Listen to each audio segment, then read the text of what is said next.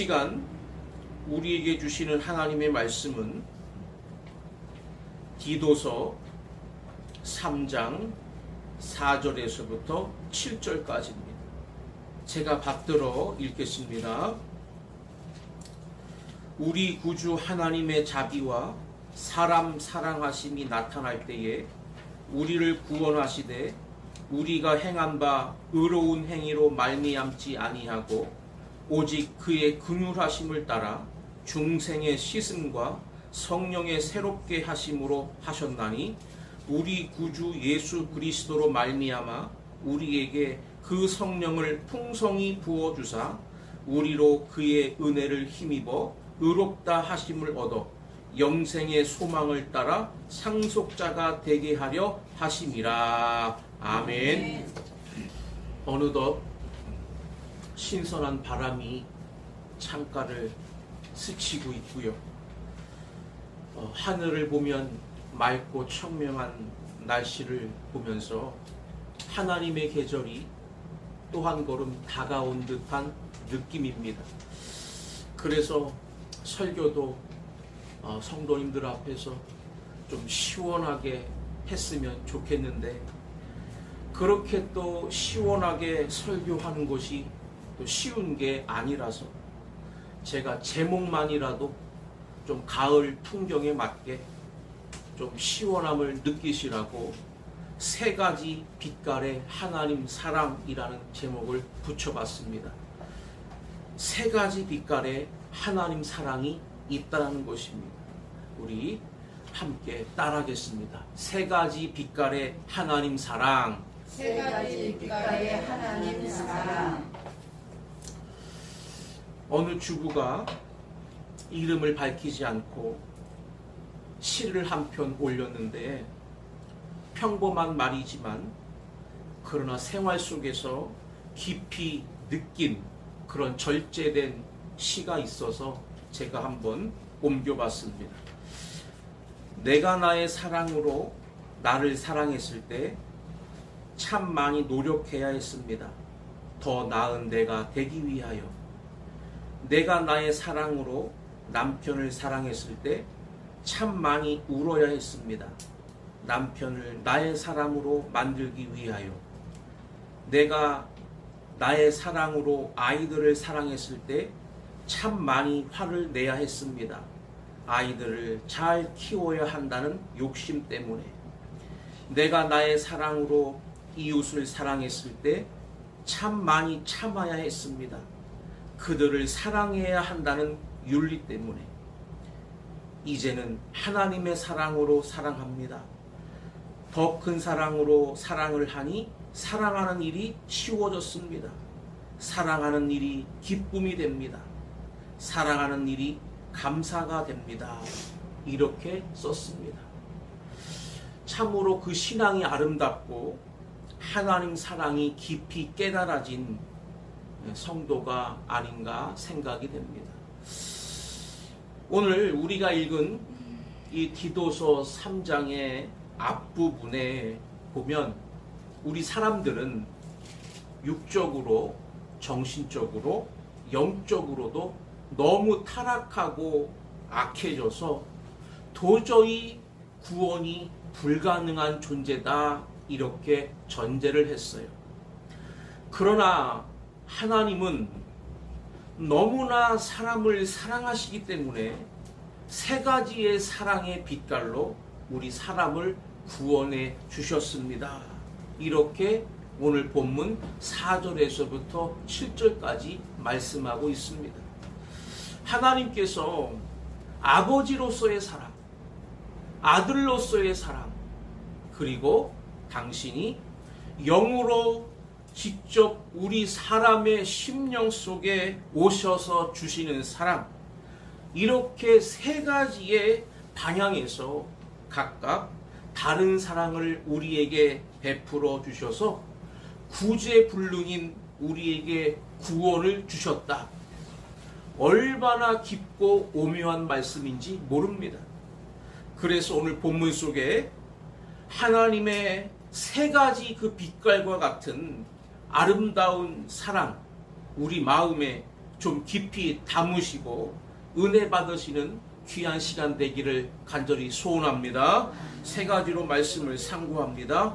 첫째는 4절과 5절 상반절에 보면 아버지의 사랑으로 우리를 구원하셨다는 겁니다. 따라하겠습니다. 아버지의 사랑으로 아버지의 사랑으로 우리를 구원하셨다. 우리를 구원하셨다.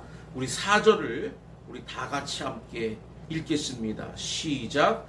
우리 구주 하나님의 자비와 사람 사랑하심이 나타날 때에 우리를 구원하시되 우리가 행한 바 의로운 행위로 말미암지 아니하고 오직 그의 긍휼하심을 따라. 아멘. 우리 사람은 어느 정도로 구제가 불능하냐? 아주 깊은 낭떠러지로 떨어지고 있는 중이고 깊은 수렁에 빠져서 헤어나올 수 있는 가능성이 없는 상황이라는 것입니다. 그렇습니다. 죄라고 하는 이 낭떠러지, 죄라고 하는 이 수렁은 한번 빠져들면 점점 더 깊이 빠져들 수밖에 없고 너무너무 타락하고 또 너무너무 심하면 하나님 앞에 영원한 지옥 형벌을 받을 수밖에 없는 무서운 이런 죄악을 우리 사람들이 저질렀기 때문이라는 것입니다. 그런데 그럼에도 불구하고 하나님은 사람을 포기하지 아니하시고 사랑하신다고 말씀하셨고 그 사랑을 두 가지 단어로 표현했습니다. 하나는 자비로 사랑하신다 그랬고 또 하나는 긍휼로 사랑하신다 그랬는데 우리가 많이 들어본 단어지만 오늘은 그 단어를 좀 제가 제대로 한번 풀어보고 그 사랑이 얼마나 하나님 아버지의 깊은 사랑인가를 좀 깨닫기를 바랍니다. 자비라고 하는 건 일단 한자로는 사랑할 자자에 슬플 비자입니다. 그리고 이것이 이제 헬라어 원어가 중요한데 크레스토레스라고 그래요. 크레스토레스. 그러면 이게 뭐가 그렇게 대단하냐? 여기서 크레라고 하는 단어가 참 중요합니다. 이게 무슨 말이냐? 빌려준다는 말이에요. 빌려준다. 다시 말해서 우리 사람들의 마음 상태를 하나님이 아시고 당신의 마음을 우리에게 빌려준다는 거예요. 그러면 사람이 기쁘면 하나님도 기뻐하셔서 그 마음을 보태주시면 기쁨이 2배가 되는 거예요. 또 사람이 지금 슬픈 상태에 있습니다. 하나님이 그 슬픔을 아시고 같은 마음을 사람에게 더 보태주면 그 슬픔은 반으로 줄어든다 그 말입니다. 그것이 자비라고 하는 것입니다. 내 마음을 다른 사람에게 빌려줘서 그 마음을 같이 나눔으로 기쁨은 더 크게 슬픔은 더 작아지게 그를 돕는 마음이 그것이 자비라는 마음입니다. 우리 하나님만 사람의 마음을 제대로 아시고 우리 마음을 그렇게 하나님 마음을 같이 덮어서 우리를 위로해 주시는 그 하나님의 사랑 때문에 우리가 구원받은 줄로 믿으시기를 바랍니다. 또 하나는 긍휼의 사랑이라 그랬는데 이 긍휼은 뭐냐? 한자로 불쌍히 여길 긍자에다가 구휼할 휼자를 씁니다. 이 구휼한다는 말은 아주 근심 걱정한다는 뜻이에요. 이 단어는요, 자비보다 한 단계 더 나간 겁니다. 자비는 그냥 마음을 나눠주는 수동적인 거라면 긍휼은 아주 더 적극적인, 동적인 그러한 사랑을 말하는데 마음에 그 사람의 상태가 지금 너무너무 불쌍한 거예요. 막 가슴이 아린 거예요. 거기다가 어떻게 하면 저 사람을 구원할 수 있을까 해서 마음의 고통을 느끼면서 해결점을 찾고 있다 이 말입니다. 그게 바로 휼자예요. 휼. 이것이 헬라어 원어로 엘레오스라고 이렇게 말을 쓰는데, 엘레오스라는 것은 하나님이 행동한다 이 뜻입니다. 우리가 너무 불쌍해서 못 견뎌서 하나님이 뛰어들어 가지고 구원할 길을 찾아내시는 그 아픔을 겪으신다 그 말입니다. 이런 사랑의 아버지가 계시기 때문에 우리가 구원받은 거지, 우리는 우리 죄악을 해결할 수 없는 구제불능의 사람들이었습니다. 그렇기 때문에 하나님의 자비와 긍휼이 있는 한 결코 사람은 망하지 아니한다. 하나님의 자비와 긍휼을 구하는 사람은 그 아버지의 사랑으로 다 구원받는다는 거 믿으시기를 바랍니다. 어떤 남매가 보육원에서 자라나게 됐는데, 이제 다 성년이 된 다음에 아버지라고 하는 분이 한번 보고 싶다고 해서 이제 만나게 됐는데, 이 아버지가 얼마나 화상이 심한지 아주 볼 수가 없을 정도였답니다. 그래서 이 자녀들이 그렇잖아도 부모에 대해서 그런 정이 없었는데, 그런 아버지를 보고 나서 두 번 다시 안 만나겠다고 해가지고 만나지를 못하다가 그 아버지가 돌아가셨다는 소식을 듣고 이제 마지못해 장례식에 남매가 참석을 한 겁니다. 그런데 장례를 집행하는 분이 아버지가 유언을 했는데, 나는 절대로 화장을 하지 말아달라고 유언을 했다고 합니다. 그래도 자식들이 좀 장례를 좀 빨리 끝내고 싶어가지고 그냥 화장을 집행해 버렸대요. 그리고 아버지 유품이 있다고 해서 줘서 그거를 이제 정리를 하다 보니까 아버지 일기장이 나온 거예요. 그제서야 그들은 그 모든 과거의 내막을 알게 되었습니다. 이 남매가 아주 어렸을 때 집에 갑자기 큰 불이 났어요. 얼마나 불이 빨리 붙었는지 소방대원들도 가까이 가지를 못하는데, 그 안에 이 남매와 엄마가 같이 있었던 거예요. 남편이 밖에서 소방대원들이 급구 말리는데도 불구하고 막 무리하게 뛰어들어가 가지고 애들을 건져냈는데, 이 엄마는 견뎌내지를 못하고 죽은 거예요. 그런데 애들을 건져내는 과정에서 애들은 괜찮았는데 이 아버지가 너무 많이 화상을 입어가지고 완전히 불구자가 된 겁니다. 이 아버지의 힘으로 애들을 기를 수가 없는 거예요. 그래서 보육원에 애들을 맡겨서 그 남매가 크게 됐고, 또 애들이 어려서 자기 얼굴을 보면 너무나 놀랄까봐 만나지를 못한 거예요. 그래도 이제 자녀들이 성년이 돼서 이해가 되리라 싶어서 한번 만나봤는데, 애들이 두 번 다시 만나지 않겠다고 하는 바람에 더 이상 만나보지 못하고 죽은 거예요. 그리고 화장을 하지 말아달라고 부탁한 것은 그가 이렇게 화상을 입는 사건을 통해서 그 후로 너무너무 후유증이 컸고 악몽의 꿈을 자꾸 꾸는 거예요.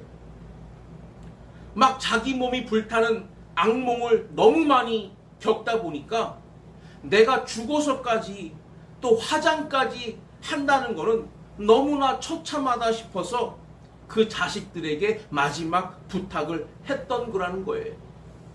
이 자식들이 뒤늦게 일기장을 통해서 아버지가 자기들을 구원해 줬고 그 흉한 몰골을 보기 싫다고 했지만 사실은 자식된 도리로서 그럴 일이 아니었다라는 것을 깨닫고 통곡했지만 이미 아버지는 화장이 끝나고 한 줌의 재가 돼버리고 말았다는 것입니다. 예수님께서 그런 비유를 누가복음 11장 11절에 이렇게 말씀했어요. 너희 중에 아버지 된 자로서 누가 아들이 생선을 달라 하는데 생선 대신에 뱀을 주며 알을 달라 하는데 전갈을 주겠느냐.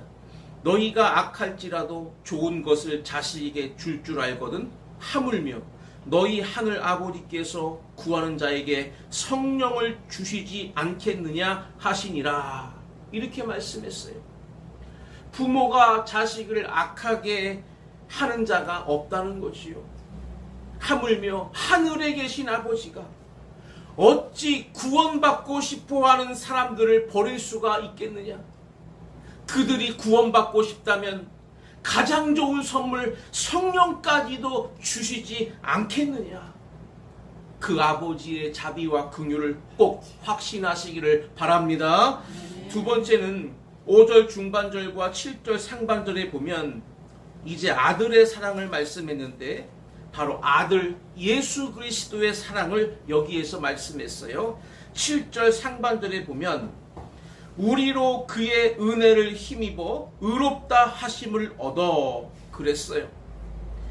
여기에서 바로 그는 예수님을 말하는 건데 예수님의 은혜를 힘입었다.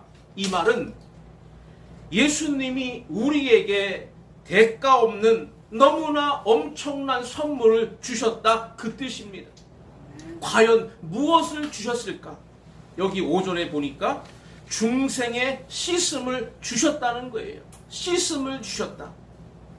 이 말은 무슨 뜻인가 하면 제가 오늘 설교 서두에 사람은 육적으로, 정신적으로, 영적으로 너무 죄가 심각해서 또 완전 타락했기 때문에 구제불능이라고 말씀을 드렸는데 그럼에도 불구하고 아들 예수님은 당신의 몸을 친히 십자가의 대속물로 들여서 그 피를 흘려 모든 인류의 바로 그 죄악을 다 깨끗이 씻어줬다는 것입니다.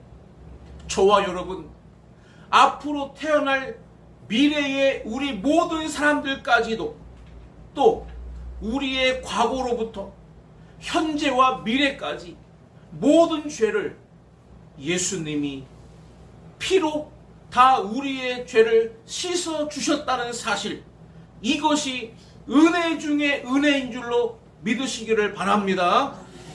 그래서 우리가 중생을 했다고 그랬어요. 이 중생이라는 말은 한자로 무거울 중자에 날생자를 쓰는데 이게 헬라어 원어로 보면 무슨 뜻인가 하면 파링게네시아라고 그럽니다. 파링이라는 말은 다시라는 뜻이에요. 다시. 게네시아라는 말은 태어났다라는 뜻이에요. 태어났다. 우리가 죄를 씻기 전에는 사탄의 자식이 됐고 죄 지은 죄인이고 거기에 따라서 저주가 임했고 앞으로 형벌을 받고 영원히 지옥의 고통을 받아야 될 사람들이었어요. 그런데 예수님이 대신 사람들의 죄값을 떠안고 죽으시고 그 피로 우리 죄를 다 씻어놨더니 우리가 새로 태어났대요. 사탄의 자식이 하나님의 자식으로, 죄인이 의인으로, 저주받을 자가 복받는 자로, 영원히 형벌받을 자가 영생과 영광을 누릴 자로 바뀌어졌다는 거예요. 이 놀라운 신분 변화가 예수님의 희생의 사랑 때문에 우리 사람들에게 주어졌다는 사실, 이걸 깨닫고 확신해야 될 줄로 믿습니다. 그렇기 때문에 우리 예수님의 사랑, 또 하나님과는 다른 행동으로 자신이 희생까지 해주신 그 사랑을 우리에게 주셨는데 우리는 십자가를 제대로 바라보고 깨닫기만 하면 그 십자가 앞에 감격하지 않을 수가 없고 감사하지 않을 수가 없다는 것입니다. 그것만 해도 감사한데 우리의 저주를 풀어주시려고 먼저 샘플로 부활하시고 우리에게 또한 천국을 주시려고 먼저 승천하셔서 천국을 준비해 놓고 다시 오셔서 우리를 그곳으로 인도하신다고 지금 하늘나라에 우리 집을 짓고 계시는 줄로 믿습니다.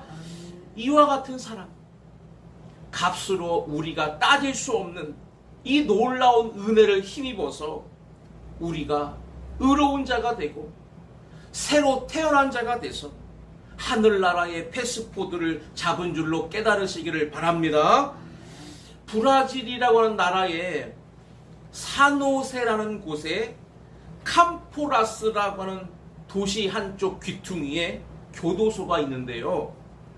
30여 년 전부터 그 교도소가 운영권이 바뀌었는데 기독교인 2사람이 그 교도소를 맡아서 운영했답니다.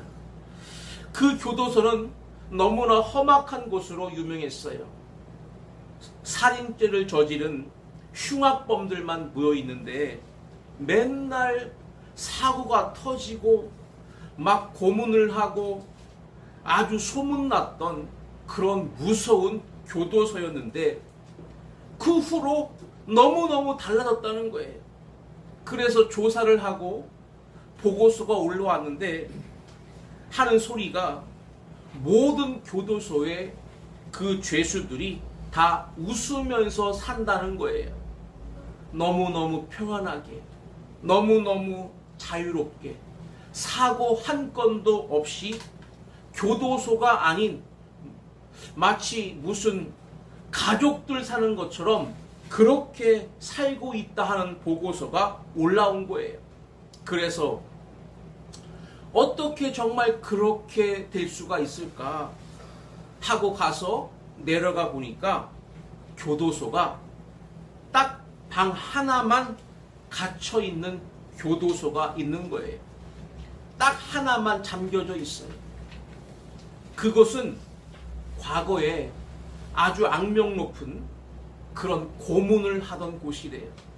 죄수들이 말을 안 들으면 그 안에다가 집어넣고 무섭게 사람을 담금질하고 이렇게 하는 곳이었는데 이 교도소에는 모두가 다 자유롭게 살지만 딱 한 사람만 이 안에다가 집어넣고 죄의 값을 치르고 있습니다. 그러더라는 거예요.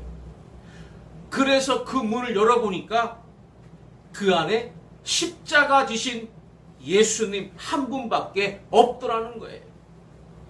우리는 저분 때문에 모두 이렇게 자유함을 얻었습니다. 우리 모두가 자유해질 동안에 저분이 그 죄값을 대신 지고 있습니다. 그렇게 설명하더래요. 2사람의 그리스도인이 이 교도소를 맡아서 계속 사람들에게 복음을 전하고 변화를 일으켰더니 교도소가 그렇게 바뀌어지더라 그 말입니다. 예수님의 그 희생 깨닫기만 하면 변하지 않을 사람이 없다는 거 확실히 깨달으시기를 바랍니다. 마태복음 20장 28절에 예수님이 친히 그러셨어요.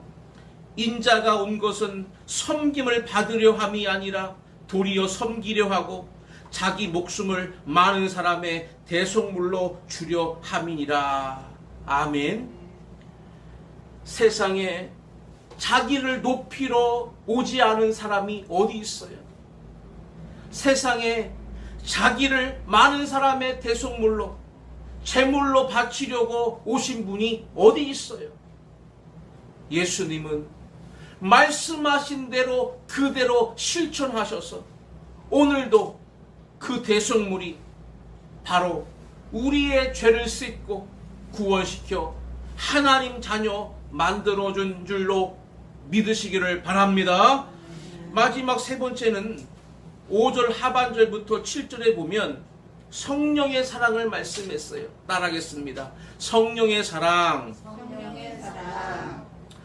성령은 하나님이 친히 보이지 않는 영으로 우리에게 사랑을 주셨다는 것입니다. 어떻게? 여기 6절 하반절에 보니까 우리에게 그 성령을 풍성히 부어주사 이렇게 말씀했어요. 여기 붓는다는 말은 예를 들면 이렇게 컵에 물이 있으면 이걸 부으면 어떻게 돼요? 물이 떨어져서 아래로 내려가는 게 보이잖아요. 그죠? 그것을 표현한 겁니다. 성령이 위로부터 오셔서 이 땅에 있는 우리 한 사람 한 사람의 그 영으로 부어졌다. 임재하셨다. 그 말입니다. 더구나 얼마만큼 사랑하냐면 풍성히 부어주셨대요. 하나님의 영이 우리의 영 안에 꽉 차게 오셨다는 겁니다. 그만큼 성령이 우리에게 무엇인가를 주시려고 가득한 사랑을 가지고 내 마음 가득히 와 계시다는 것입니다. 그러므로 우리가 그 하나님의 영을 내 영을 활짝 열고 받아들이기만 하면 그때부터 성령이 나를 주장해 주시는데 어떻게 해요? 5절 하반절에 성령의 새롭게 하심으로 그랬어요. 새롭게 하신다는 말이 대단히 중요한데 제가 아까도 중생 새로 태어난다 이제 말씀했는데 여기서 새롭게 하신다는 말은 새롭게 태어나기만 하면 사람 못합니다. 어린아기는 그 상태로는 아무것도 할 수가 없어요.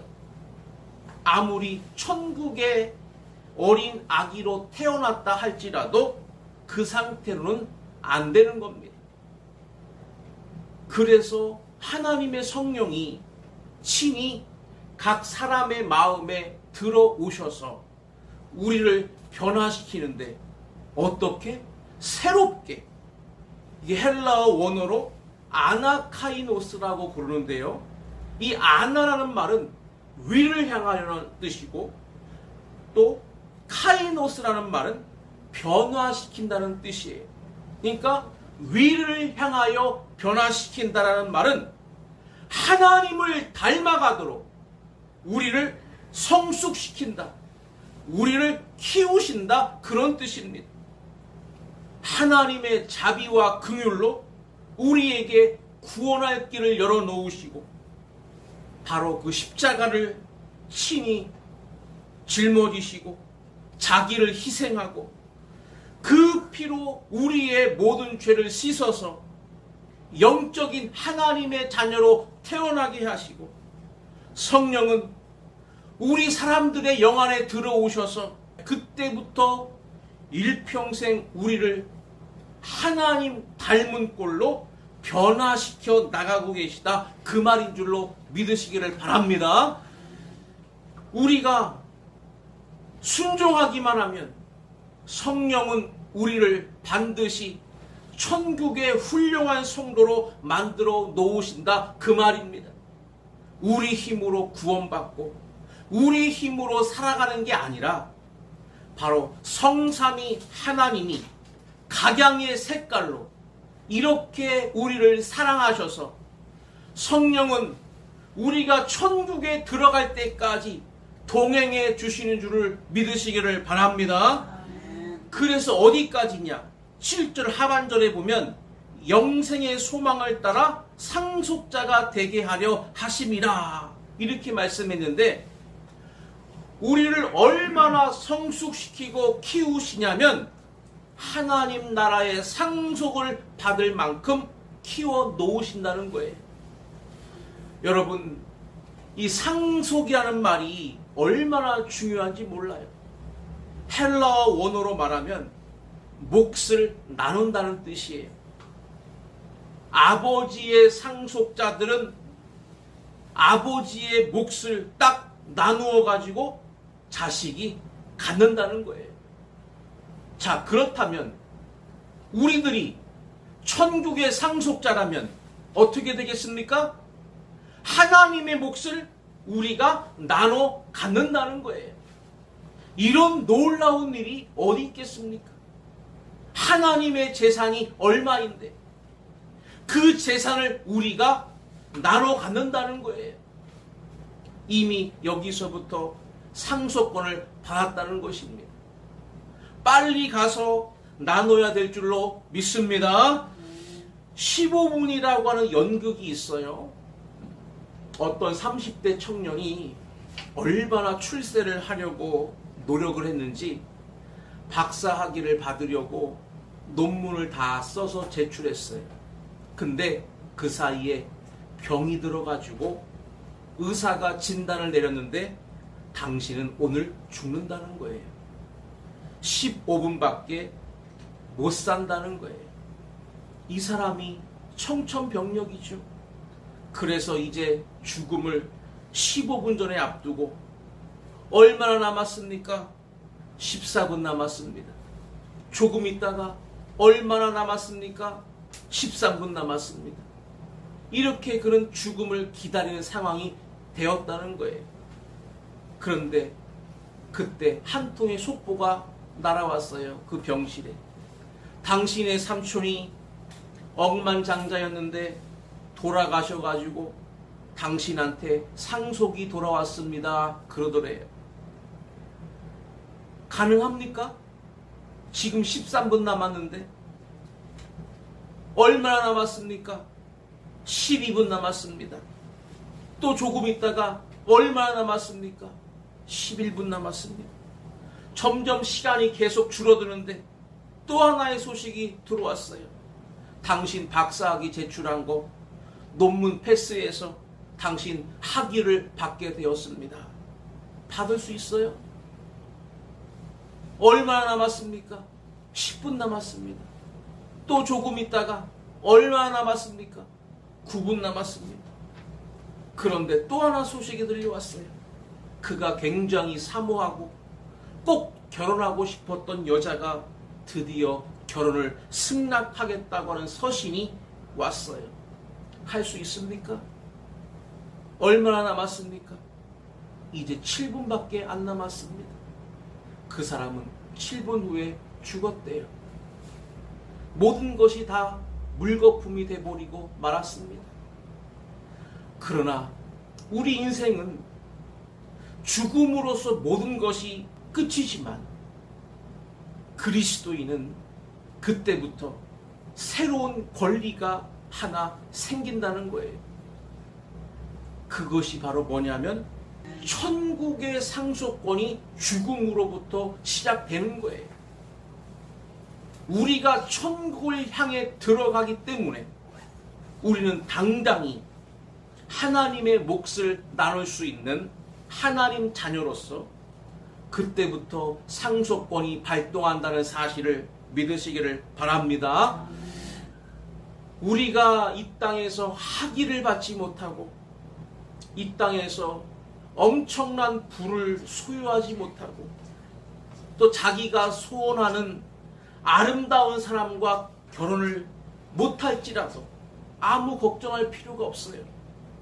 그거와 비교할 수 없는 하나님 나라의 상속을 우리는 그때부터 시작되어진다는 사실을 꼭 기억하시기를 바랍니다. 잠언 14장 32절에 악인은 그의 환난에 엎드러져도 의인은 그의 죽음에도 소망이 있느니라 그랬어요. 우리는 죽음도 소망이 있는 줄로 믿습니다. 이제 말씀 마칩니다. 우리 하나님의 자비와 긍휼, 오직 그 사랑 때문에 우리에게 구원의 길이 열린 거예요.